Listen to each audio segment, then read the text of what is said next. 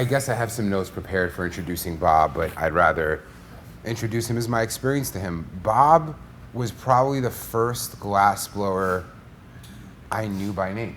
And that was when Taryn took me to my first Champs show back in 2014, and we're walking past the main glassblowing area, and there's Bob blowing, and she was like, that's the guy that kind of started all this.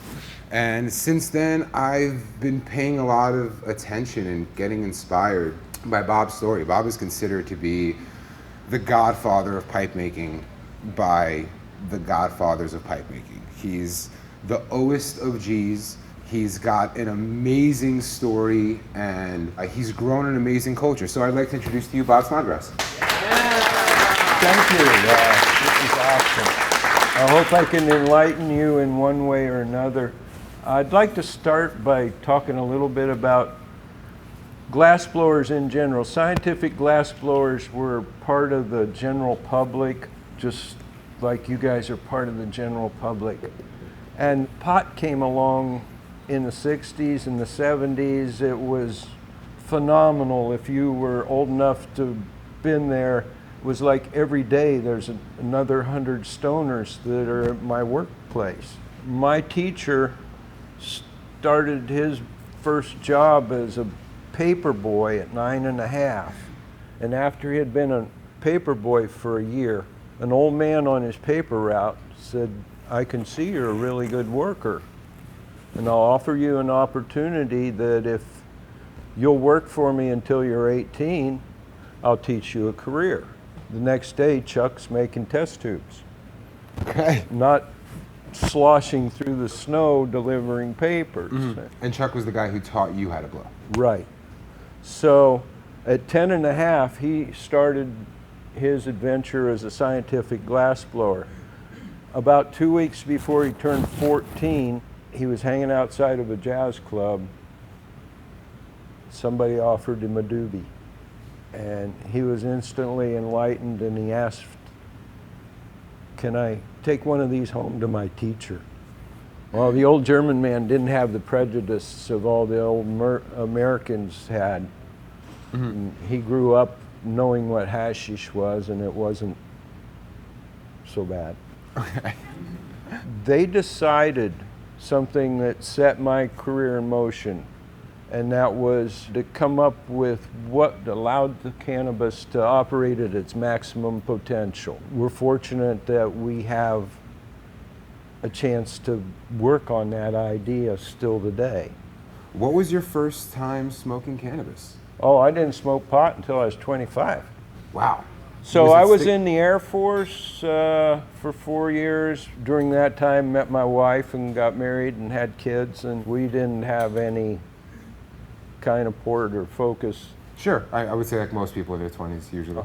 We were always in an area where the cannabis thing was really put down. What area is that? We were in central Missouri. I was involved with the military. I was involved with the Air Force Base. Sure, so it was just something you would get into. I was surrounded by straight people. Sure, got it. So in 1970, we moved out of Missouri and moved back to Akron or Uniontown, Ohio. Uniontown was 303 people when I was a kid. Everybody in town knew your name. Got it, that small. You knew almost everybody's name too. And is that where you smoked for the first time when you got there? It was, but not right off the bat. We got back to Uniontown and we had a neighbor, and she's going to buy us some weed because we asked her. She said something about weed, and we said, well, we're curious. Sure. We gave her $15.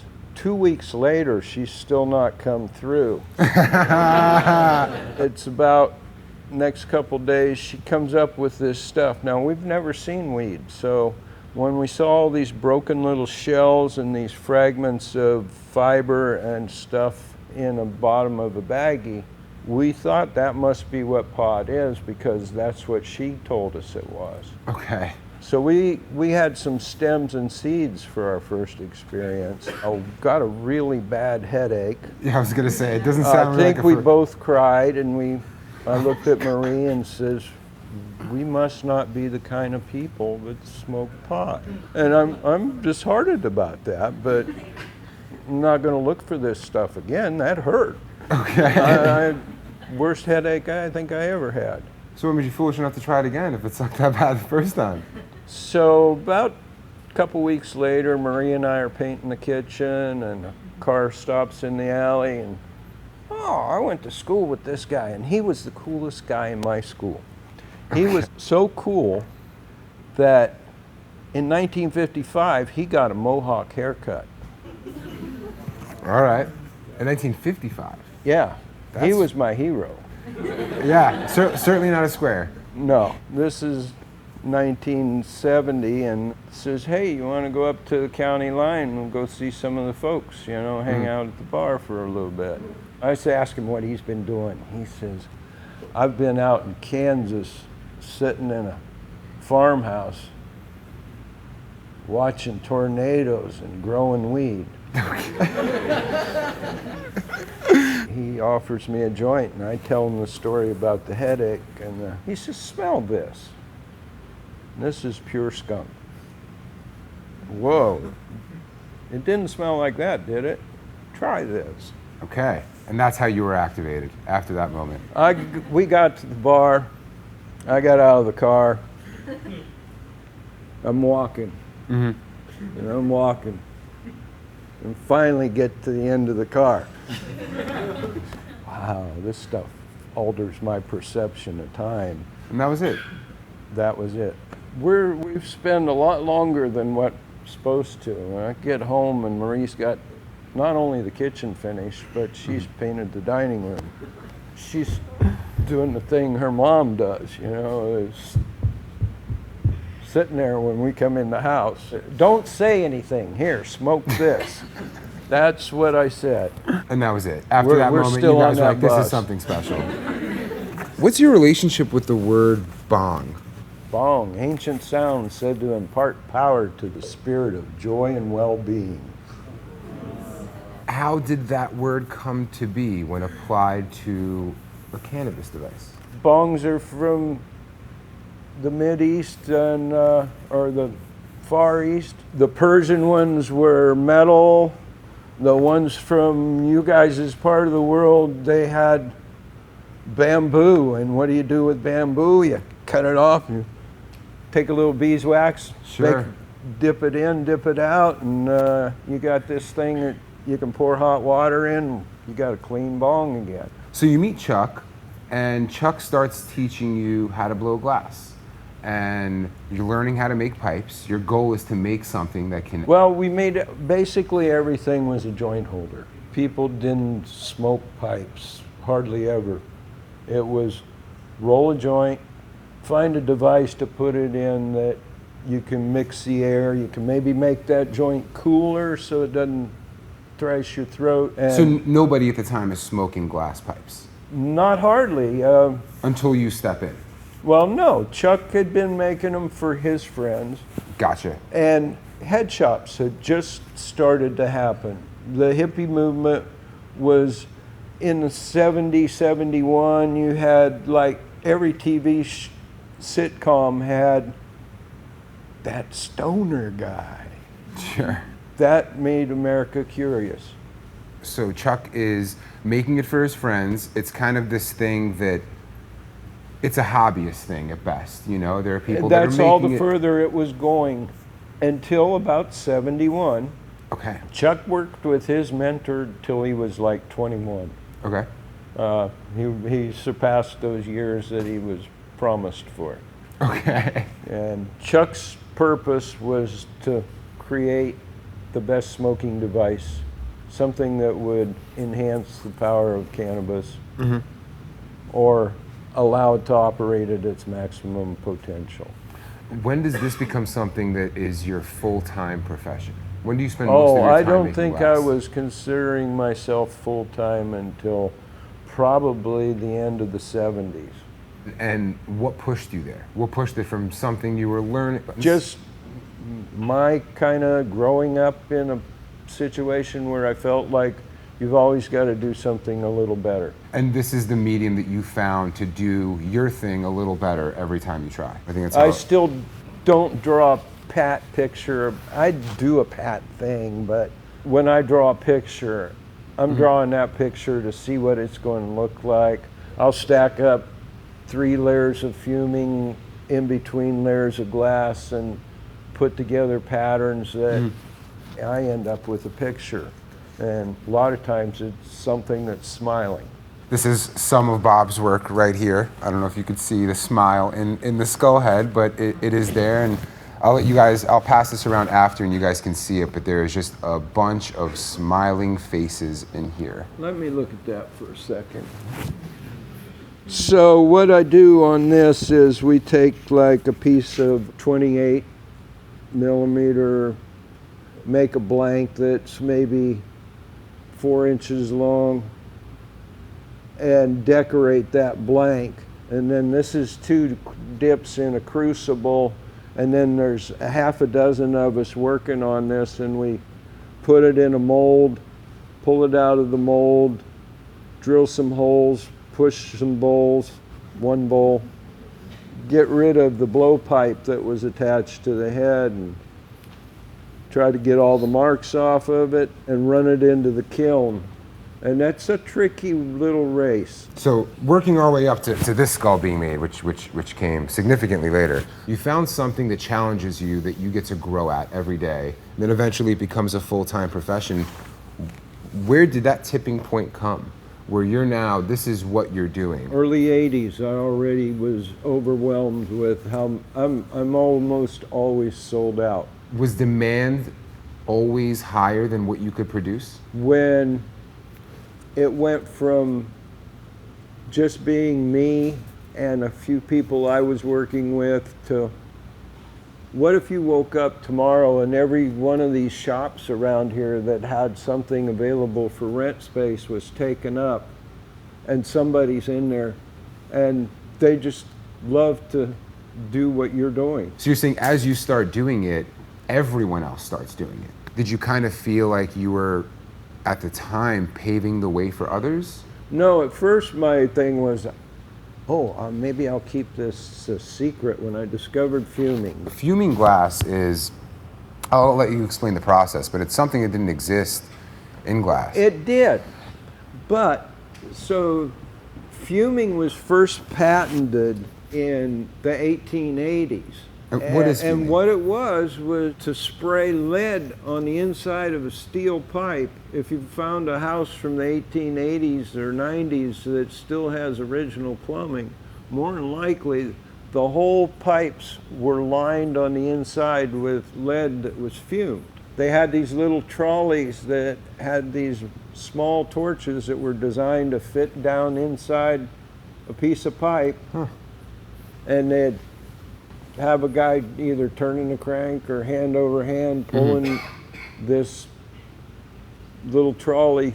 Sure, it doesn't seem like there's too much art in that process though. No, but they were fuming lead. They were boiling it and turning it into a vapor and sealing the inside of the pipes because steel pipes used to rust out real bad. Gotcha. Silver fuming was done with silver nitrate or silver oxide. Is this fume? Yes, or on the original blank. Gotcha. It's fumed, and then 2 dips of clear over top of that. Gotcha. Okay, so this, And then the mold. inside of this skull is what fuming is, and so how this is something that as far as applying it to glass glows that you discovered. How does that happen? Was that on purpose? So right now, the light's passing through this. If I smoke through it enough, it'll start to get darker on the inside and I'll start not passing light through it, but the light will go in, hit the black surface and ricochet back at you, and you get the opposite side of the color wheel. Gotcha. So how does your first time happen doing this?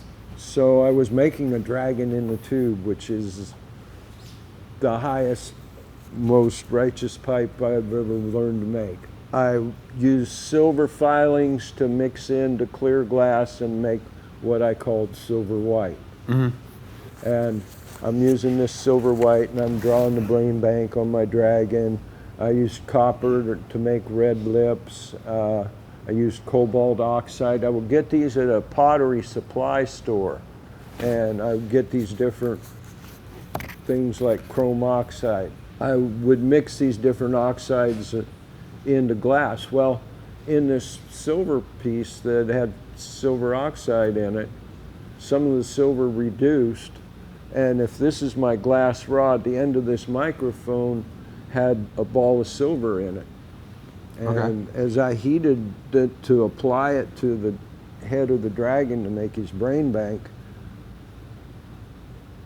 some of that silver boiled, and I was kind of disappointed. And then what happened? So you're bummed. This is a mistake. I'm bummed. Yep. I almost put the piece down, but I looked at it and I said, well, it's only an appearance thing. It's not affecting the structure.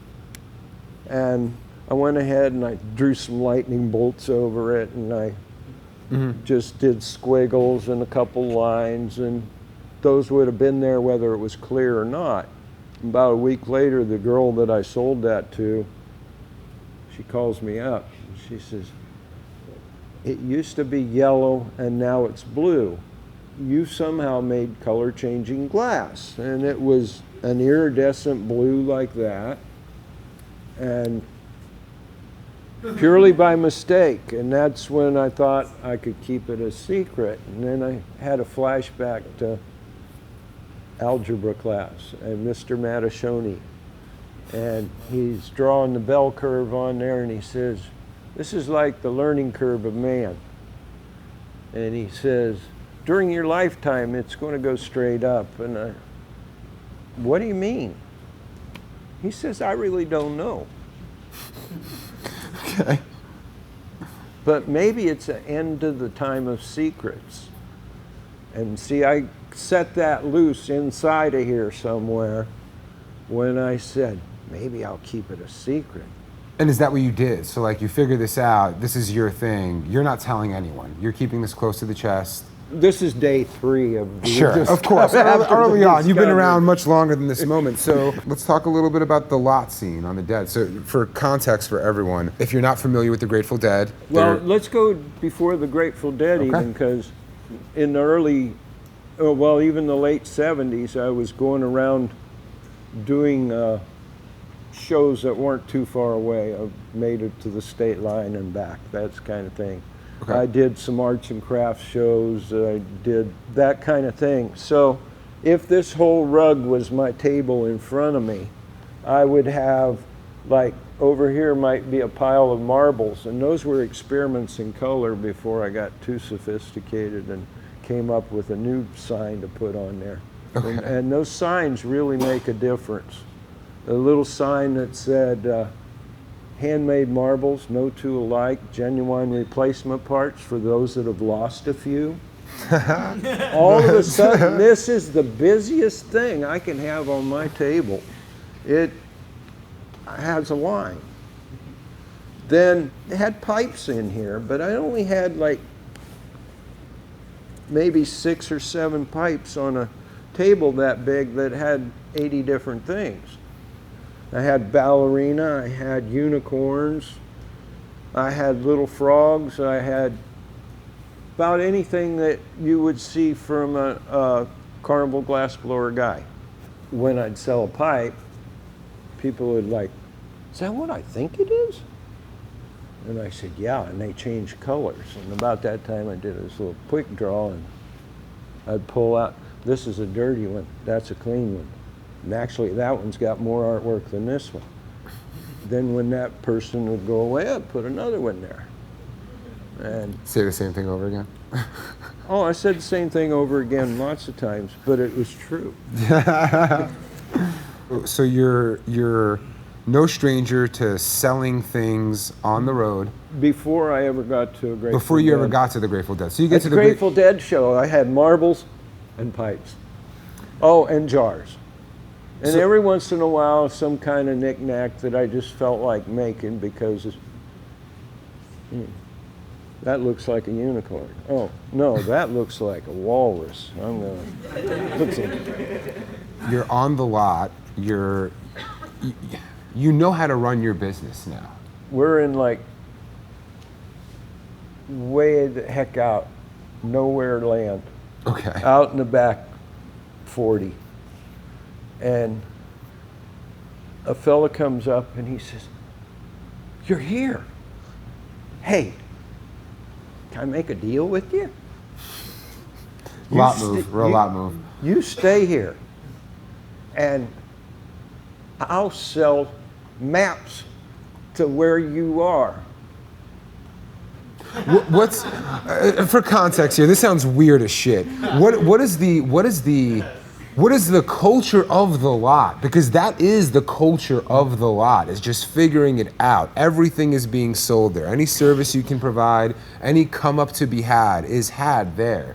So as something as crazy as like, oh, you're the guy that makes the things that people want, but nobody can find you. I mean, this is before cell phones. Kind of, really, or way before. Around the time they're coming out. So, like, how do you find this artist that everybody wants who can't make enough of his stuff? You walk up to Bob and you say, "Can I make some maps to get to where you are and sell them?" And so, yeah. We had a busy night. The Dead Lot has a turnout, like, there's room for 3 of you guys to get in the show. All the rest of you, what are you going to do? Well, we listen to the music if we can hear it, and if they got a simulcast, everybody's got the radio on, and the place is just hopping. Yeah, it's the festival outside of the festival. Everybody has a home. It's complete Burning Man culture outside of the actual show where everything is happening. Is usually there's more going on. There's more action. So you're known on the lot now. People are looking for you. You have your secrets. Are you keeping your secrets at the time, or do you feel like there are people copying some of the things that you're doing? Oh, I was already getting a few followers that, Hugh used to show up and ask if he could unload my oxygen bottle and set up my torch for me, and I'd have him make copper red while I was out walking around. And cool. See, what we did, we traveled during the summer. You were teaching them how to fume. Yeah. And how to do the things that you were holding as secrets before. Yeah, I only held those secrets like for 3 days. For the 3 days. So you were never really super protective over your innovations. And I'm really not much for believing in the idea of patenting something. I'd rather public domain. You'd rather it be shared and built upon, and everybody gets to. Yeah, you're more of a fan of the open source model. If I would have been some tight ass, this culture wouldn't have come to be where you it guys is. wouldn't know about this probably.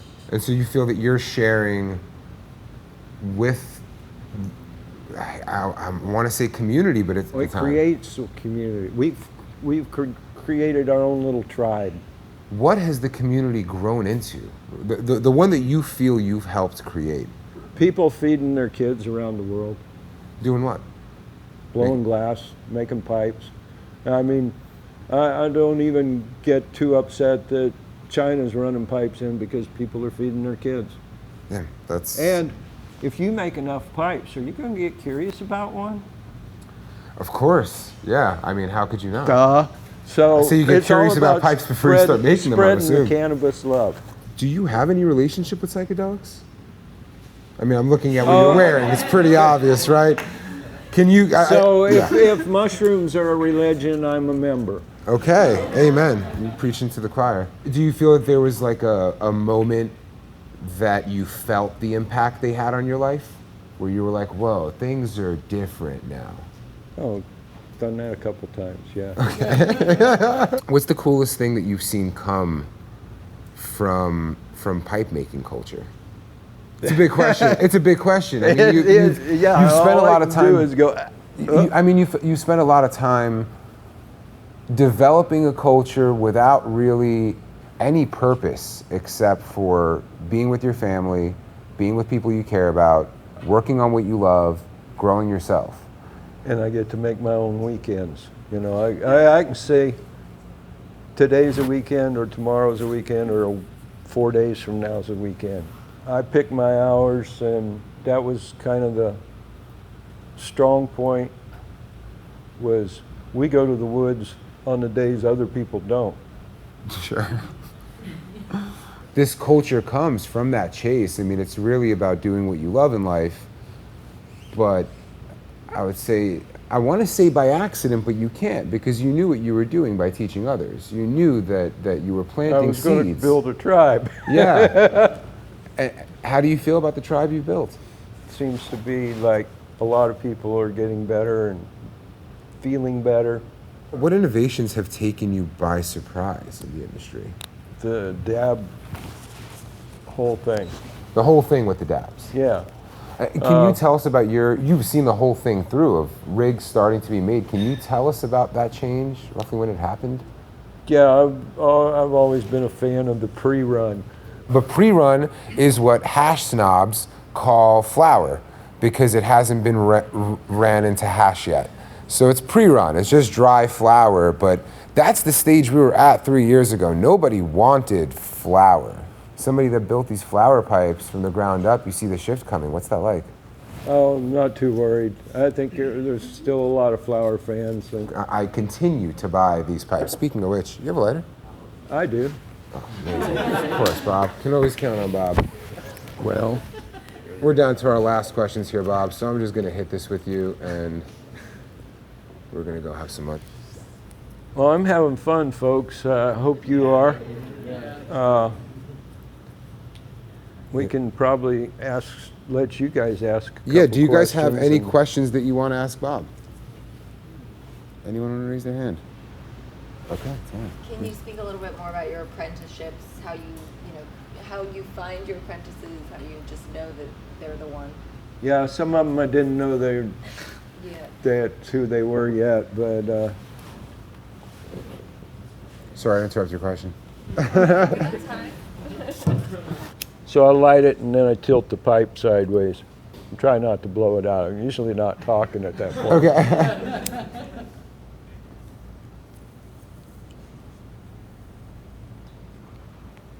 Doing this at the end because both of us are not going to be very functional after this.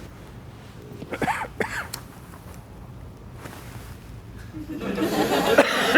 mean, if Bob tells you how to smoke, you fucking smoke that way.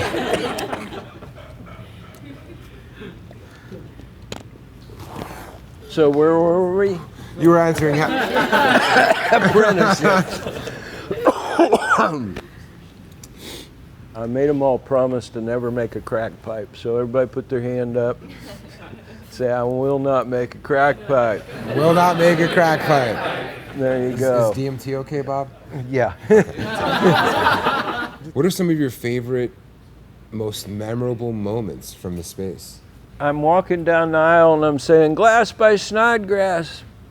And I got this little, like the basket you get at the grocery store, put your groceries in while you're going through the store. Well, I walked out of a store somewhere with one, and then I fill it up with glass pipes and walk around the lot. And he says, are you Bob Snodgrass? And yeah. He says, I got a letter for you.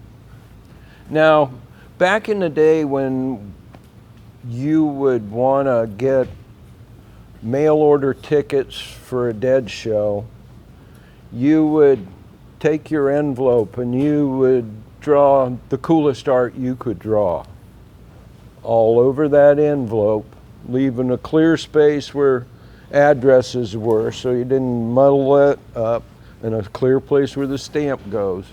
And you'd send those in to Grateful Dead for a chance to get a New Year's ticket maybe.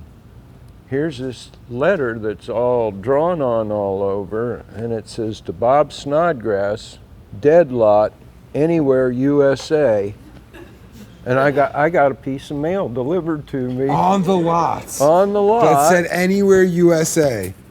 Of course, the stamp was a picture of Jerry drawn on there, and oh my God! There's no I chance you don't still have that. Right? There's anymore. no chance whatsoever. You're speaking to a group of people that are unfamiliar with the pipe scene. What would you tell them to look for to maybe see what's really special about it? The thing that's going to change colors is my strong one.